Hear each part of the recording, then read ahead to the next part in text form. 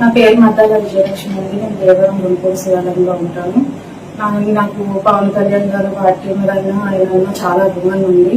ఆయన ప్రతి దాంట్లో నేను పాల్గొనేదాన్ని.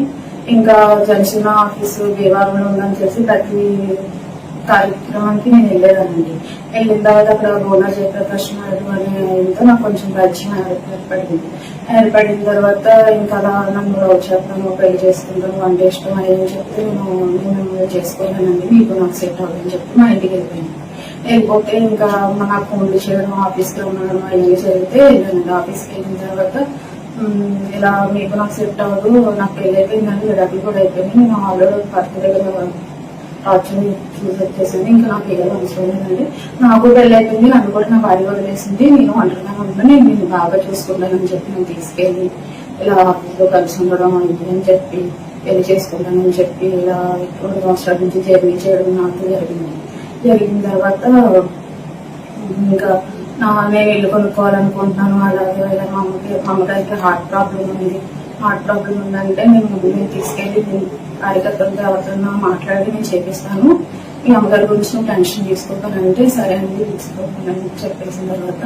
ఇంకా ఇల్లు కొనుక్కుందాం అనుకుంటున్నాను. నీ దగ్గర డబ్బులు ఎంత ఉన్నాయని నన్ను అడిగితే నేను నా దగ్గర 10 లక్షలు ఉన్నాయి, బంగారం కూడా ఉన్నాయని చెప్పిన తర్వాత బంగారం అవి 10 లక్షలు తీసుకొచ్చి నాకు ఇది నాకు కొంచెం పర్సనల్ ఉంది, అది తీసుకున్న తర్వాత లోన్ వస్తుంది, నాకు లోన్ వచ్చిన తర్వాత నేనే ఇల్లు కొంటాను, నీకు పెళ్లి చేసుకుంటాం కదా అని చెప్తే నేను తీసుకెళ్ళిన అన్ని హ్యాండ్ క్యాష్ బంగారం హ్యాండే ఇచ్చిన తర్వాత ఇంకా ఆయన తాగడం నన్ను కొట్టడం ఇంకా అలా కొంచెం ఇష్టం లేనట్టు బిహేవ్ చేయడం అని చెప్పి నాకు కొంచెం ఇలా పుట్టేసిన తర్వాత హాస్పిటల్కి తీసుకెళ్లి కానీ నన్ను ట్రీట్మెంట్ చూపించడం అని చెప్పి మళ్ళీ ఏదో తాగాను కదా కొట్టాను సారీ అని చెప్పేసి మళ్ళీ నార్మల్ అయిపోయాడు.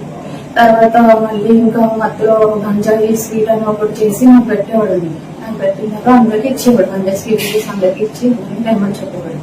తర్వాత గంజాయి ఎలా తను తీసుకోవడం మళ్ళీ మధ్యలో నాకు కొట్టేయడం మళ్ళీ అని చెప్పి చాలా టార్చర్ పెట్టేవాడు.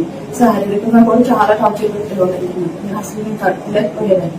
మా అమ్మగారు ఇంటికి వెళ్ళిపోయేదాన్ని. ఇంటికి వెళ్ళిపోయిన తర్వాత మళ్ళీ ఫోన్ చేసి మా ఇంటికి వచ్చి మా అమ్మగారితో మాట్లాడి మళ్ళీ నన్ను ఒప్పించి తీసుకెళ్ళిన తర్వాత మళ్ళీ ఇంకా తాగిన తర్వాత గంటకు మళ్ళీ కొట్టేవాడు. ఇంకా ఇలా చేస్తే నాకు కుదరగా లేదని చెప్పేసి నేను బయటికి వెళ్ళిపోతాను, నేను రోడ్ ఎక్కేస్తానంటే అది ఫొటోస్ వీడియోస్ అన్ని ఉన్నాయని చెప్పేసి అని చెప్పానండి. గంట కలిసిన వీడియో ఉంది, ఫొటోస్ కూడా మేము కలిసి తీయడం వీడియోలు కూడా ఉన్నాయండి. ఉంటే ఇంకా బయట ఎట్టేస్తానని చెప్పేసి నేను ఆ రోజు